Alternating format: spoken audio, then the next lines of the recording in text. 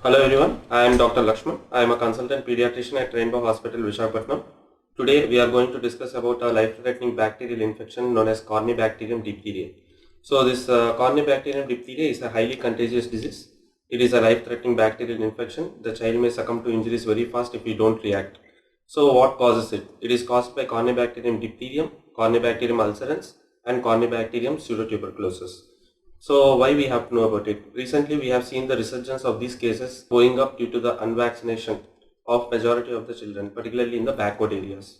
Coming to the clinical features, there are different types of diphtherial subvariants depending upon the site of the involvement.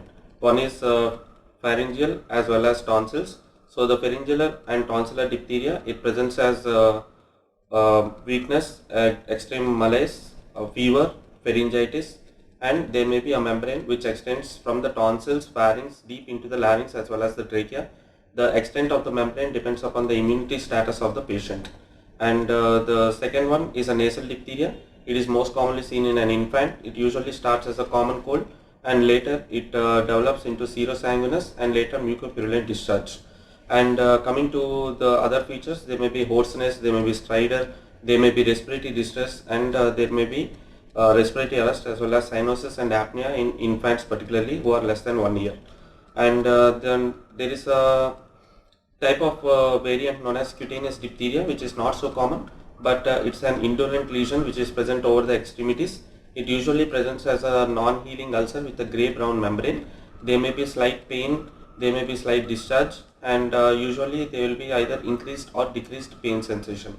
And coming to the other mucocutaneous lesions which may also be involved, like the genital tract may be involved, like it can cause purulent and exudative vulvovaginitis, and the eye can be involved. It can cause purulent as well as exudative uveitis, and sometimes it may even cause aseptic meningitis. So the transmission in diphtheria occurs either through direct contact or inhalation of airborne, respiratory or oral secretions. Sometimes a rare variant known as toxic myocardiopathy can be seen in the second or third week of this diphtheria. Here it is usually seen in 25% of the cases, and nearly 50% cases may lead to death. So the ECG changes here may show unexplained tachycardia, prolonged PR interval, there may be abnormal ST and T wave changes, and echo may show left ventricular dysfunction.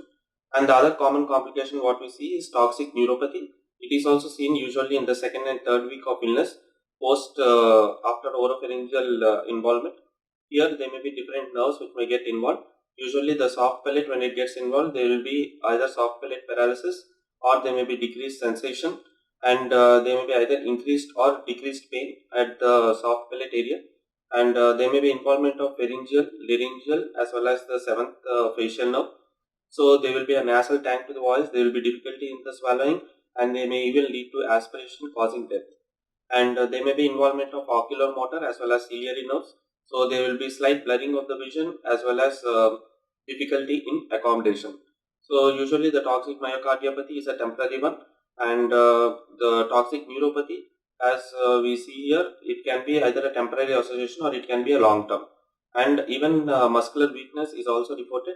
There may be either a distal weakness which may be extending to proximal, or a proximal weakness which may go into the distal one. So what is the diagnosis? To get a diagnosis of diphtheria, usually we have to take samples from the nares. The sample should be collected, if at all, if a membrane is present, we take a part of the membrane or materials which are present behind the membrane.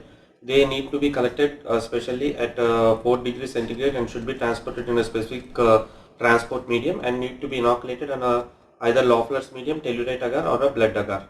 So, and if at all we need to find the organism, then maybe for diphtheria toxin we have to do an LX test or a PCR test to know the DNA sequence of the bacteria. And coming to the treatment part, as diphtheria is a life-threatening condition, what we have is a diphtheria antitoxin. The diphtheria antitoxin, it needs to be given to all patients who present within 10 days of fever. The diphtheria antitoxin, again the dose depends upon your site of involvement. So it can be either pharyngeal, it can be laryngeal, it may be nasopharyngeal, or it can be severe nasopharyngeal or severe laryngeal involvement. For pharyngeal and laryngeal involvement, usually it is 20,000 to 40,000 international units. For nasopharyngeal one, it usually 40,000 to 60,000 international units. and for severe pharyngeal or laryngeal involvement, we usually give 80,000 to 1.2 lakh international unit involvement. So this diphtheria antitoxin should be given to all patients who present within less than 10 days. But if at all, if the patient presents even after 10 days, if they have features which are consistent with the diphtheria, then we have to give a single dose of diphtheria antitoxin. And coming to antimicrobial treatment, we give erythromycin for 14 days, or we give penicillin G, which can be either IV, which is aqueous, or we can give IM, which is procaine. These also should be continued for 14 days. And coming to care of the isolation of the hospitalized patient, what we do here is, apart from the standard precautions, we should also take the droplet precautions until the patient and also carrier, both of them are culture negative. We usually take two samples from the pharynx 24 hours apart, and we will see whether it is positive or negative, and we should continue the antibiotic treatment until two cultures taken 24 apart are negative. And coming to the care of the exposed, diphtheria is a notifiable disease. We should notify the public health officials as soon as a case of diphtheria is suspected or when we start treating that one. And for the close contacts, we usually give erythromycin for 10 days or a single dose of IV benzathine penicillin G. So usually after 10 days of the course, we take pharyngeal samples 24 hours apart, and we'll check for the culture. If the culture is coming still positive, maybe we have to give another course of erythromycin 10 days, and we have to again repeat the culture until it comes negative. For asymptomatic previously immunized carriers who are in close contact with the diphtheric patient, they should be given a single dose of diphtheria toxoid if their previous immunization status doesn't suggest any diphtheria toxoid within 5 years.